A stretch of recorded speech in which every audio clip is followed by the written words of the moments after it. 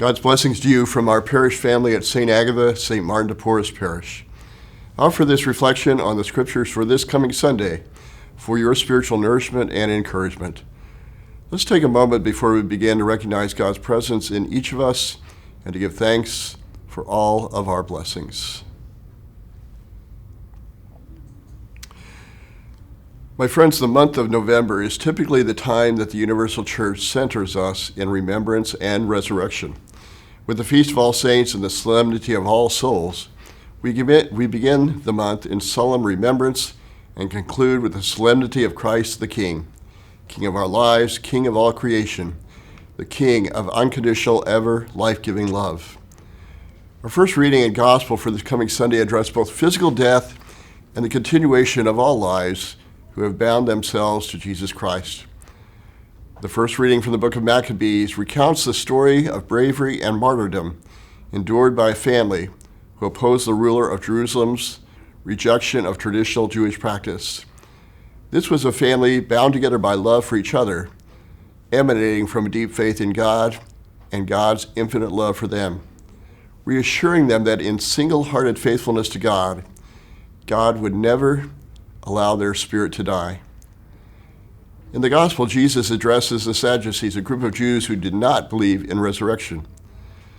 Of course, he doesn't directly address their questions, their challenge. Jesus rarely answers questions designed to trap him. Instead, he raises up the primacy of love over life. I want to quote Jesuit Father John Foley. Real love is like a piece of rich earth that nurtures great trees. Roots dig deep down in this earth for nourishment and moisture. The green cells grow out of this earth and extend themselves to reach to the skies. He continues, notice something obvious. The earth does not grow out of them. Life grows out of love, not vice versa. Their life and our lives are rooted in the rich loam of love. Love is a force much deeper than life. When life ceases, love stays. It becomes the home, the embracing arms that enfold us. Love is the substance, life is the outgrowth. So the place dead persons go, leaving their bodies behind, is into the heart of love, into the arms of God, who is love. My friends, we have people living among us in our archdiocese, often people we do not see, who are seeking to build new lives, hoping that there is love that will welcome them. Some are those who have fled abusive relationships. Some of those are those who are, after serving time for their offenses, are seeking to rebuild their lives.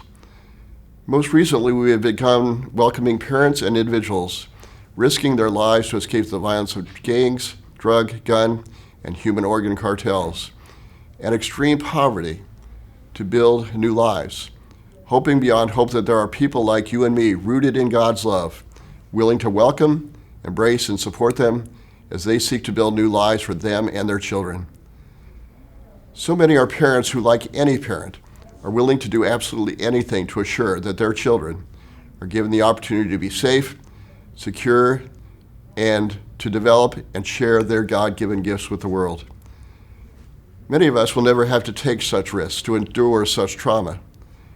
At the same time, many of us do have the resources to provide welcome, accompaniment, and support to help these men, women, and children to begin new lives. We are being asked to offer our love, Christ's love, that they may have life. These people from Venezuela, Colombia, Nicaragua, and other Central and South American countries are legally seeking asylum in this country and our communities. We, as the Catholic community, have the opportunity, Jesus would likely say to us, the obligation, to care for these brothers and sisters, most of whom are brothers and sisters in our common faith. I pray that we will not choose to turn away from this invitation, that we will not let their hopes and dreams die, but instead I pray that we will be the love of Christ they need to reclaim their lives, to allow their love to grow and flourish, adding their unique gifts to the diverse and beautiful fabric of our communities.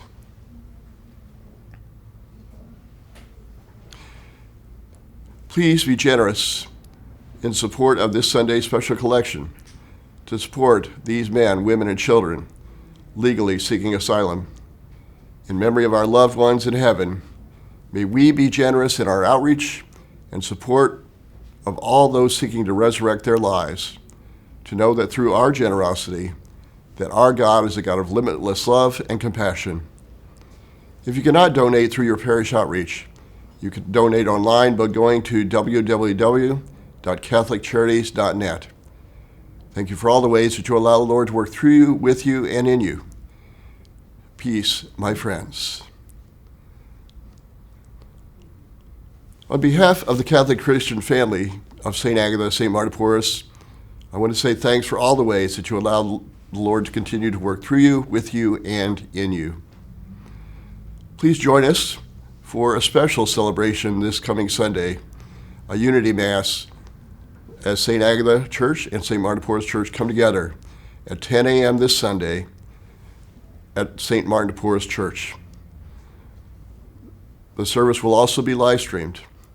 We welcome your participation in our community prayer of praise and thanksgiving. Please take the time to share this video with others on Facebook. It's a great way for you to participate in spreading the good news. Thank you for all the ways that you allow the Lord to work through you, with you, and in you.